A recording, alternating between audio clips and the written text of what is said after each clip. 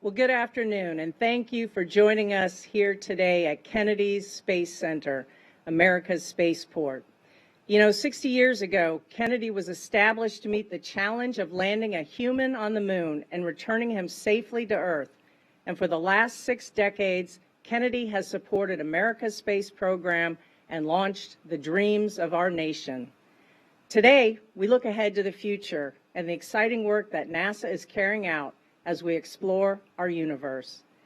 Please join me now in welcoming our NASA Administrator, Bill Nelson. Thanks, Janet.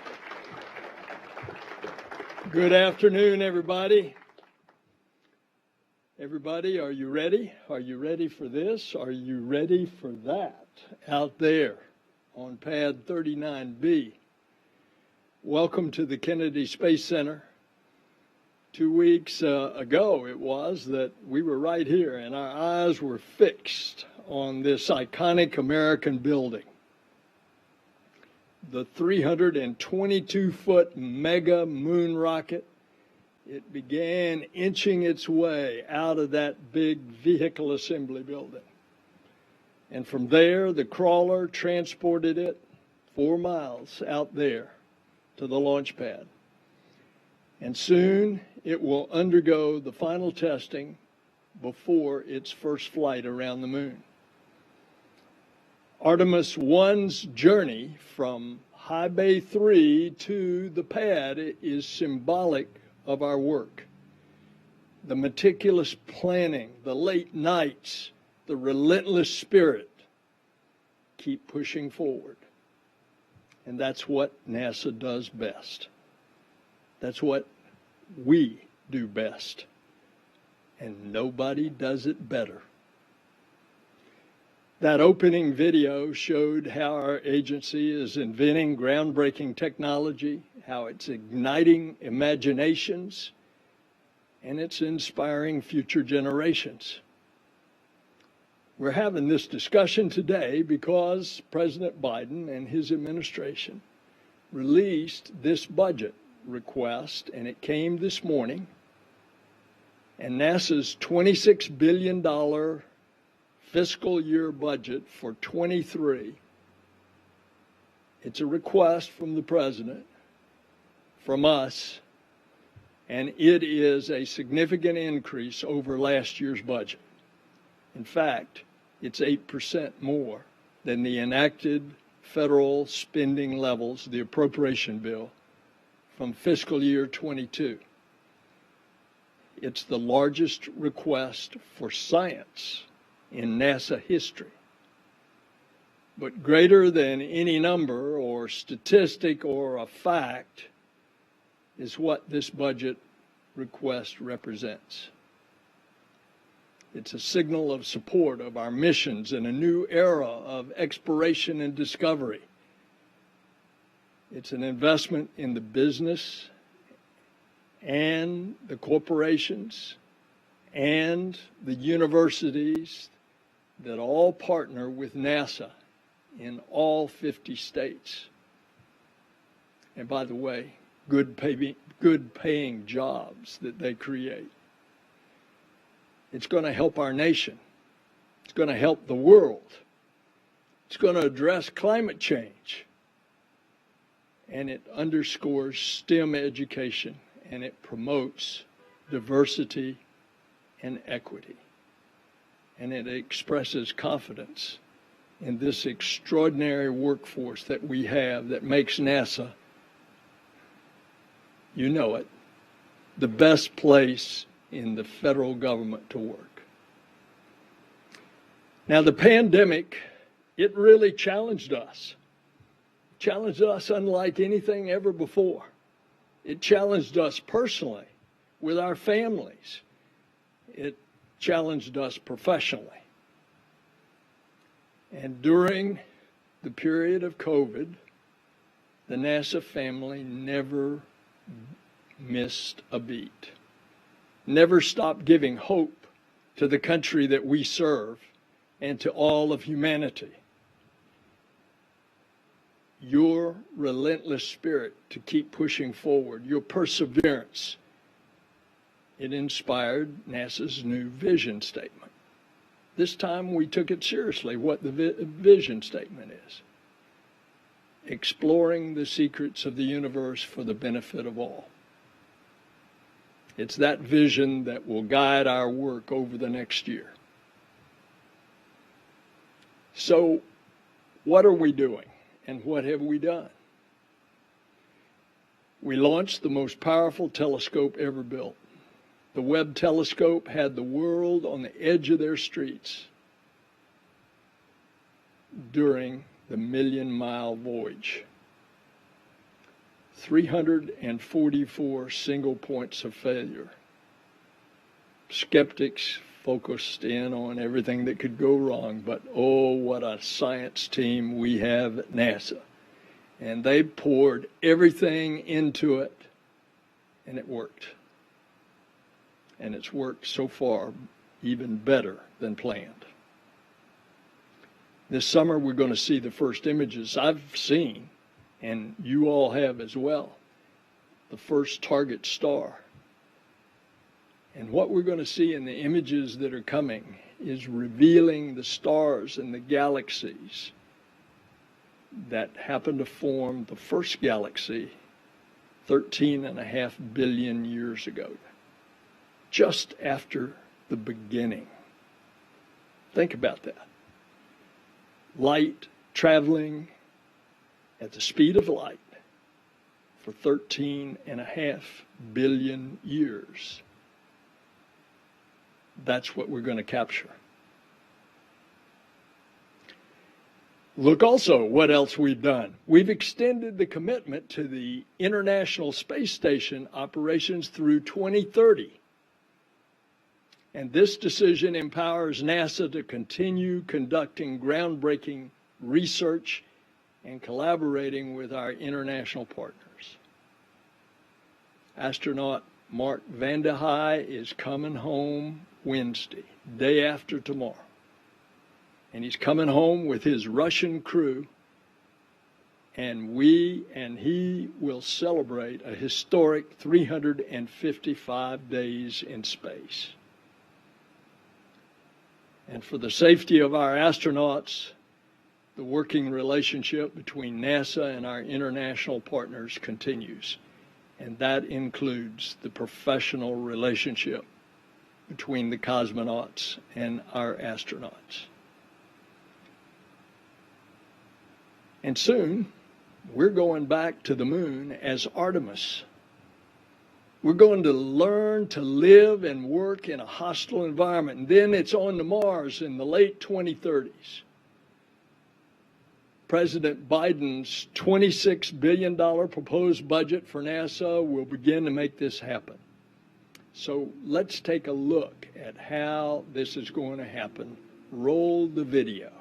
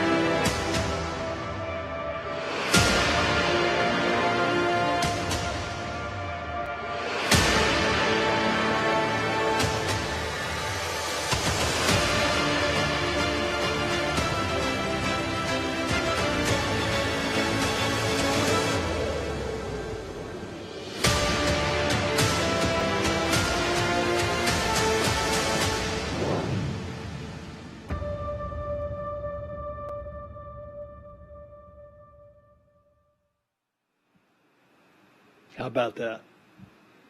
For decades, many of us have looked up at the moon every night, and we wondered when would we touch the lunar surface again.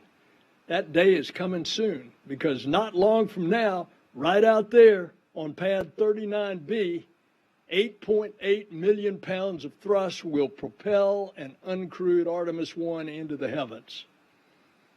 And after this 3-week journey of over 1 million miles, it'll come home faster and hotter than any spacecraft has before.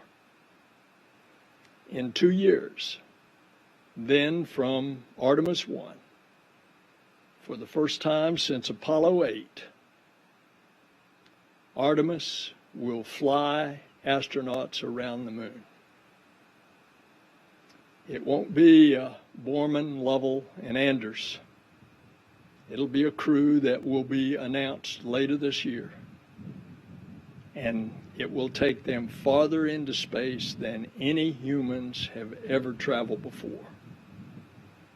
And when we land the first woman and a first person of color on the moon as part of the Artemis program, we will inspire the next generation of scientists and engineers and explorers.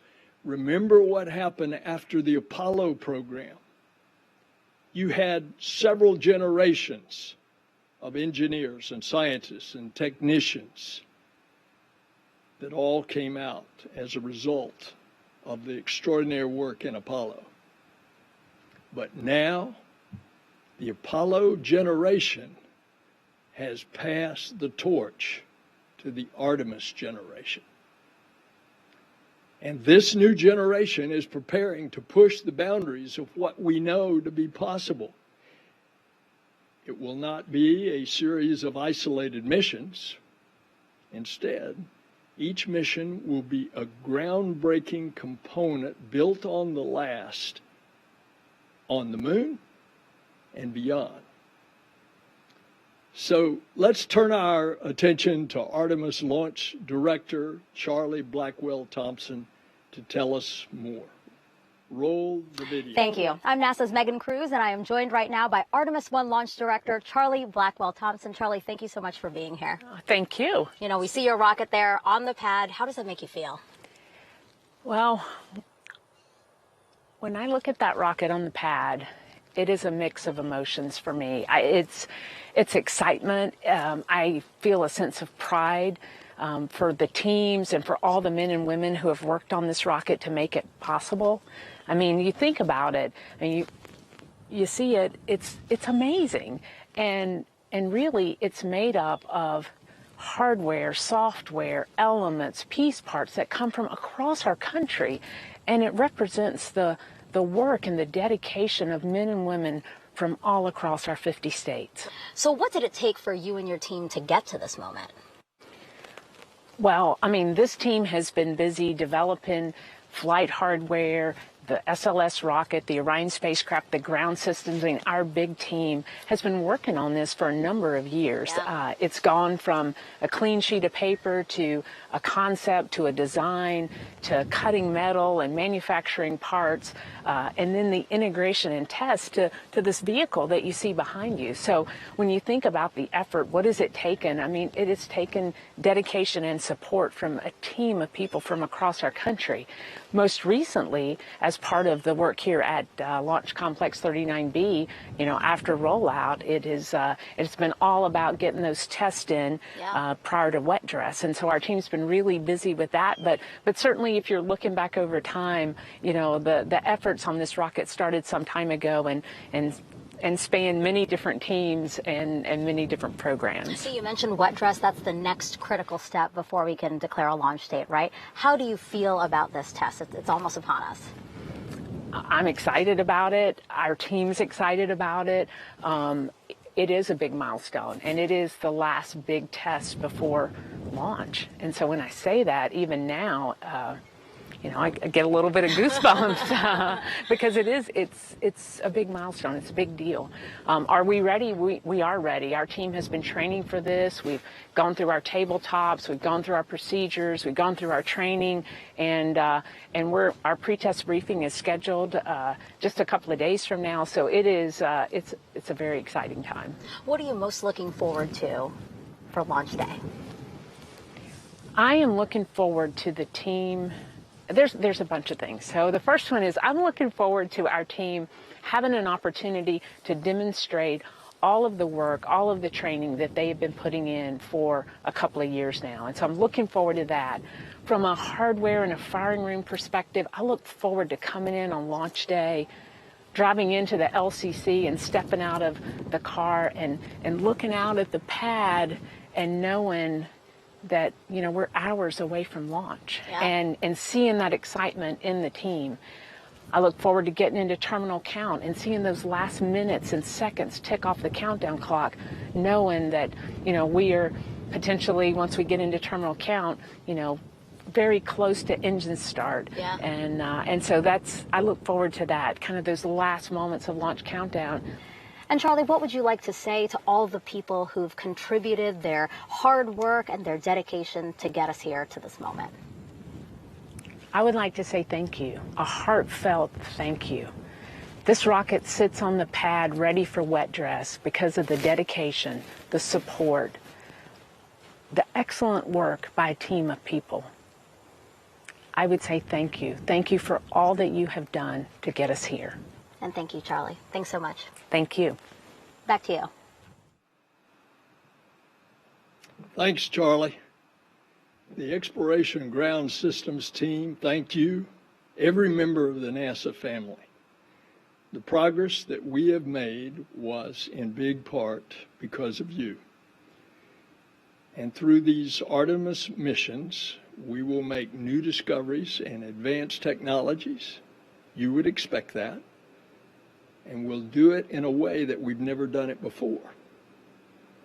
Just last week, we announced a plan for more competition to add additional landers to carry astronauts to the lunar surface. We expect to land about once a year for more than a decade. We're going to put an outpost or something like a station in lunar orbit. It's going to be in a polar orbit of the moon. And we're going to call it Gateway. And it will provide essential support for our return to the lunar surface, but it'll also serve as a staging point for deep space exploration.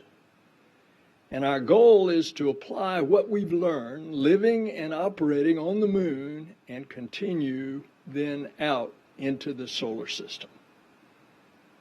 Our plan is for humans to walk on Mars by 2040.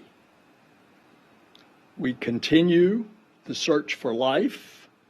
We're digging in Mars right now as one of our targets. We know rovers are critical components, but when you get down to it, you got to put the human in the loop. They are essential for exploration. The destiny of the human spirit is to explore. This year, a new inflatable heat shield is being developed that can actually slow down and survive re-entry on Mars. It's in this budget. To sustain life on the moon and then on to Mars, we'll need surface power. We secured additional funding to build that essential infrastructure. Mars, of course, is millions of miles away. Research into nuclear propulsion is important. It will cut down the time it'll take for our pioneers to travel to Mars. It, too, is in the President's budget. Ladies and gentlemen, Mars is calling us. Last February, the Perseverance rover, it arrived at Jezero Crater on Mars. And the Mars Sample Return Mission will come back to Earth, bringing the samples gathered by Perseverance from the crater floor. Perseverance is putting them at different locations in these vials that are about that long. And they're putting a stash of them here and a stash of them there. And a Mars rover will go around with our European friends and pick them up, and then we put it in a Mars ascent vehicle, and it goes up and it rendezvous with a spacecraft in Martian orbit that'll bring it back to the moon. Just think what we're going to see in those samples. They could possibly confirm the ultimate question. Did life exist on Mars? Does it exist now? If it does, well, where else in the universe does it exist?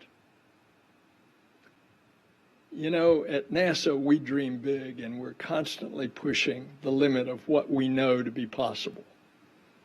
And that's why it's critical to leverage the speed and innovation of the commercial sector as we move forward.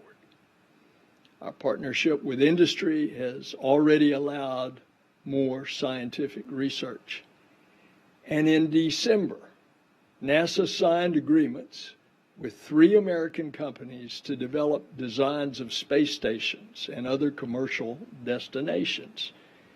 First in low Earth orbit, and then who knows what, out of LEO.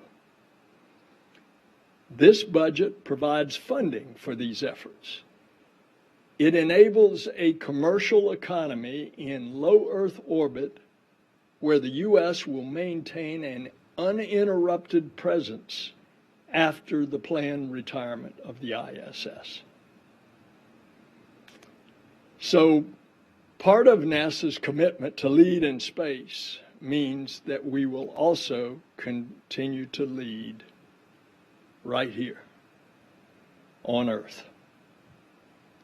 Last January, Dr. Kate Calvin joined the NASA family as the agency's chief scientist and first senior climate advisor. And today, she and the director of NASA's Earth Science Division, Karen St. Germain, are joining us from Goddard to explain how NASA is at the point of the spear on climate research. So let's turn it over to the team at the Goddard Space Flight Center.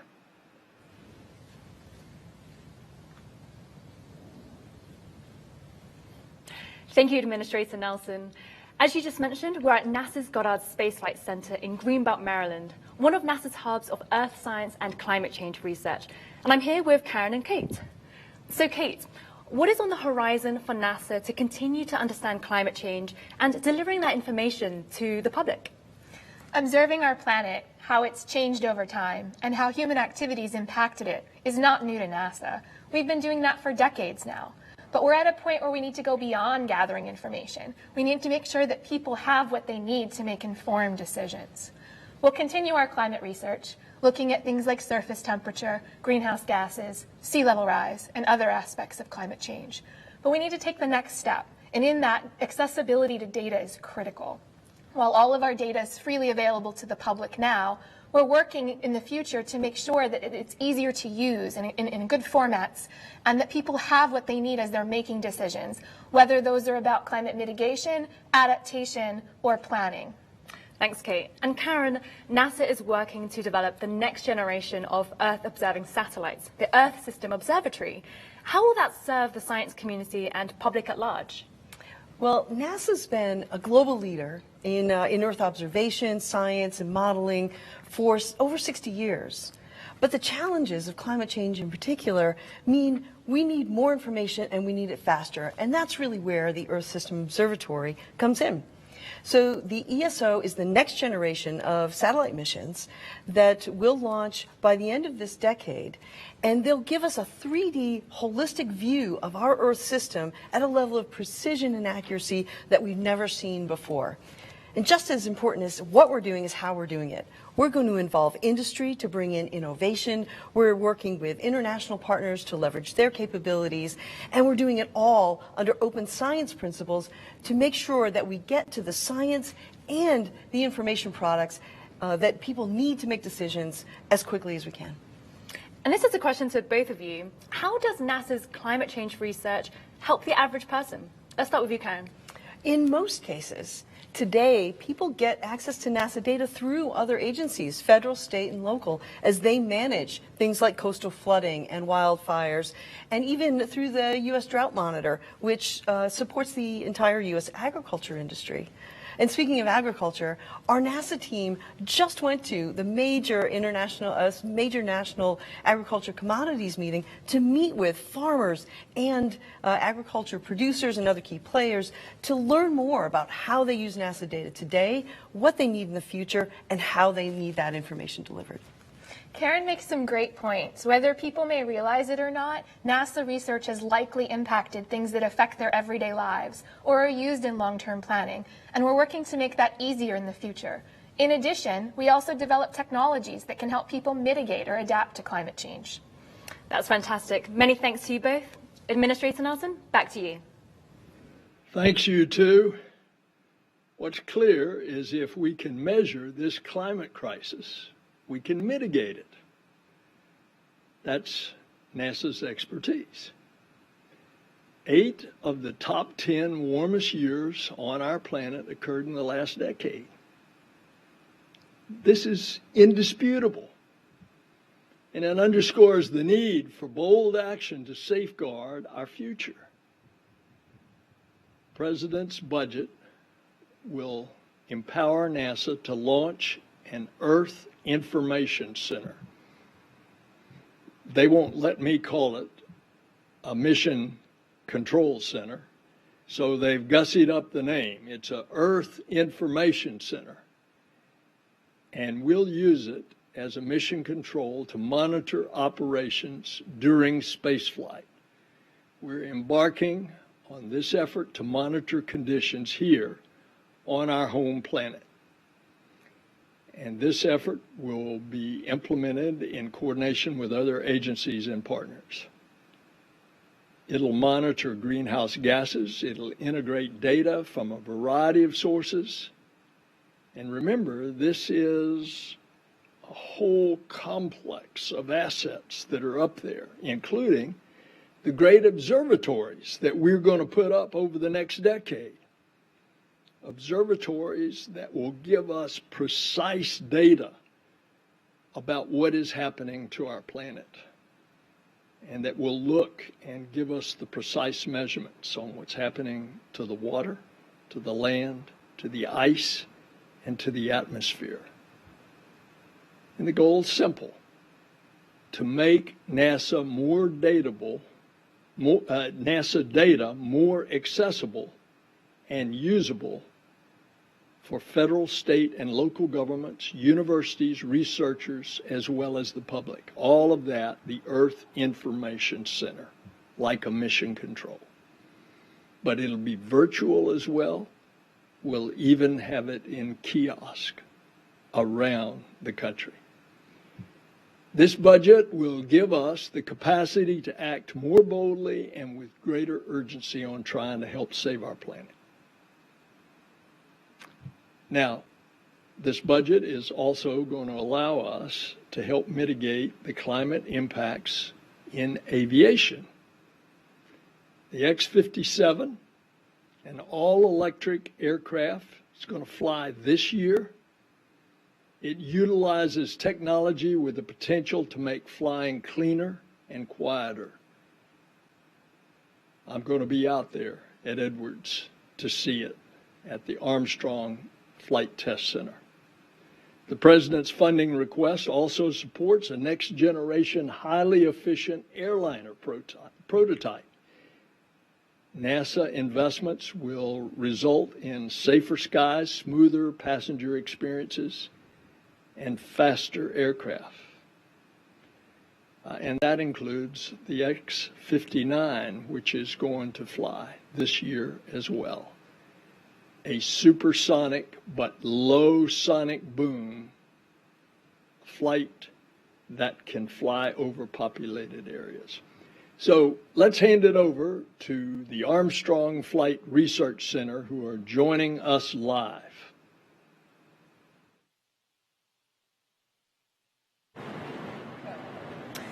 Thank you very much, Administrator Nelson, and welcome back to Armstrong Flight Research Center.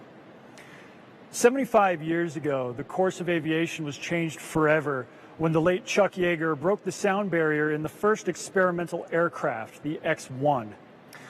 Today, NASA continues that tradition of pushing the envelope through experimental flight in pursuit of advancing sustainable aviation for all of us. I'm standing in front of the X-57 Maxwell. It's a Tecnam P2006T that's been retrofitted as an all-electric aircraft. I have with me here one of NASA's test pilots training to fly the X-57 for the project, Mr. Tim Williams. Hi, Matt. Hey, Tim. So, Tim, let's just start. What is the X-57 and what makes this a unique aircraft? Well, this is NASA's first all-electric crewed aircraft. And it's been a couple years going, but basically all electric motors, and it has a battery as well. So it's kind of cool stuff. Excellent. When we get a closer look. Sure, absolutely. I want to ask you, you've flown so many different NASA aircraft in your career here. What is it like training to fly a unique aircraft like the X-57? The key to any successful project like this is a simulator. And it's part of the whole evolution when we go test. I fly, I go back to the simulator. We've done a lot of work over the last couple of years in building up that simulator to match it exactly what we have in this cockpit. You know, it's just me in this one. Now, I have normally 4 seats, but we took out 1 seat, put an instrumentation pallet, and the rest of the airplane is all batteries. So I can't wait to fly this, believe me. Appreciate it, Tim. You bet. Thank you. Looking forward to it. I'm going to kick it up to my colleague Sarah Mann, who's with Heather up at the X-57 simulator. Sarah? Thanks, Matt. We're here in the X-57 simulator with Heather Miliska and sim engineer Ryan Wallace. Heather, can you share with us the contributions the X-57 has given to industry? Sure. The X-57 project has made significant contributions to industry. As a reference platform, we're able to influence industry, influence standards, and the future of electric aviation. The industry is interested in distributed electric propulsion, and with that, the project started with LeapTech. And LeapTech was a modified electric wing that we put on a semi-truck that we drove on the lake bed here at Armstrong Flight Research Center, and we were able to prove and validate that our motors could produce 300 horsepower. Can you tell us about the batteries? Sure. Our NASA engineers designed batteries that could cover the entire flight profile, and we did this safely to make sure that there was no thermal runaways, and so we were able to share this publicly. Great. Thanks for sharing all this, Heather. Matt, back to you. Thanks very much, Sarah. I have Sean Clark here, who's NASA's principal investigator for the X-57 project. And Sean, I know it sounds like we have an important milestone coming up for this aircraft. I want to ask you about that, but also you and I know that NASA's goal is to share the electric propulsion design and airworthiness process with regulators, but why is that important? Yeah, thanks, Matt. We're really excited to take all of the engineering lessons learned that we're putting into this aircraft and get it into flight this summer. So we're all working toward that right now. And what's really important is that we learn from the fabrication and engineering development and airworthiness process and share that back to regulators and standards writers so that the aircraft of the future can take advantage of all the research that NASA is doing here and put them into the next generation of electric aircraft. It sounds so awesome. Thank you, Sean. Yeah. So the value that the X-57 project is already producing for the sustainable aviation industry is foundational, and we're proud to be paving the way for NASA's new line of crewed experimental aircraft, also known as X-planes, to include the truss brace wing, which is coming soon, as well as the X-59, which is NASA's quiet supersonic X-plane that could open the future to quiet supersonic flight over land, cutting flight times commercially in half. Administrator Nelson, back to you, sir. Thanks, guys. And let's remember that the first A in NASA is aeronautics. So, putting all of this together to chart America's pioneering course into the cosmos, we must embrace and empower the whole of our nation here at home. So we took the first steps with the launch of Mission Equity. We broadened our reach out with NASA's first ever Spanish language broadcast for the Perseverance Mars landing. And with a $150 million budget for STEM, for education and engagement, that was a 10% increase over last year. It's in the budget. And this is our opportunity to make limitless the potential of all Americans. Last September, NASA released its first comic book. It's titled First Woman, NASA's Promise for Humanity. You think that's a hit in elementary schools? Do you think that that ignites the imaginations of those little minds? It imagines the story of Callie Rodriguez, the fictional first woman to explore the moon. This is a new generation of explorers, the Artemis generation. It's also a story of where we are going as a country. We were in the very successful Apollo generation. Now we're going to the Artemis generation. And I believe that this agency personifies the American story. It's a story that is never ending because of the work to create a more perfect union does not end. We have much work to do, but this is the work we must do together. And it's our leadership team's pledge to be your partner in this ongoing work. Let's recognize and bring down the barriers, both visible and invisible, that hinder fairness. Let's ensure underserved and underrepresented communities have access to NASA's programs and our resources and our opportunities.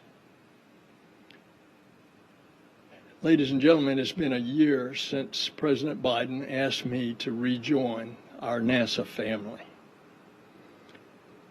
I'm just constantly inspired by the can-do spirit that guides our agency. And I'm proud to say that the state of NASA is strong. It's strong because the NASA family makes it strong. Over this past year, we've achieved missions once thought impossible. And we know this year is bound to be another banner year, full of breakthroughs and discoveries for the world's can-do agency. It's an honor of a lifetime to serve at NASA with you every day. Onward and upward.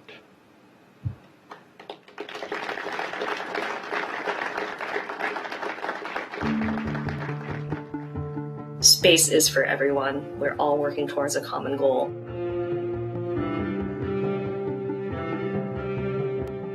Just seeing people learn and grow and the community benefiting as a whole. We have vendors from all around this country, and all of that's bringing in a lot of jobs and getting to work in our community. I give back by seeing companies grow. My work means something. It provides people with the ability to feed their families.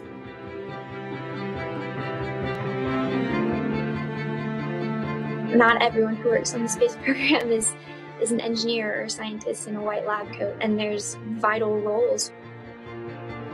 Everybody at NASA is very teamwork driven. Nothing that we do here is done by itself. All successful missions come from a team that works together, that is diverse. And we each bring a different perspective to the team to help us achieve our goals. There's literally an expert kind of within arm's reach that you can ask any question to, and you'll probably get one of the best answers in the world.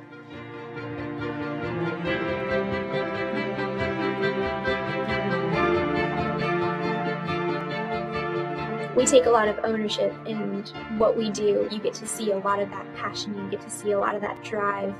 People want to do their best, people want to pull together to be a part of this program that's bigger than what any of us can accomplish on our own. NASA does the trailblazing with technology. The kind of work we do, you can't rest on your laurels and say, okay, we're there. There's no end to what we can achieve, so we have to keep pushing ourselves.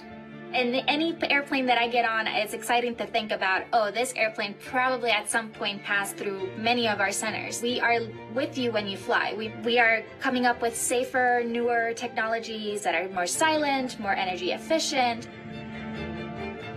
Just to be able to work here and be able to design and touch something that will one day travel to a new planet is amazing. I mean, it's indescribable. NASA brings hope and inspiration by leading the world to space for the progression of all people.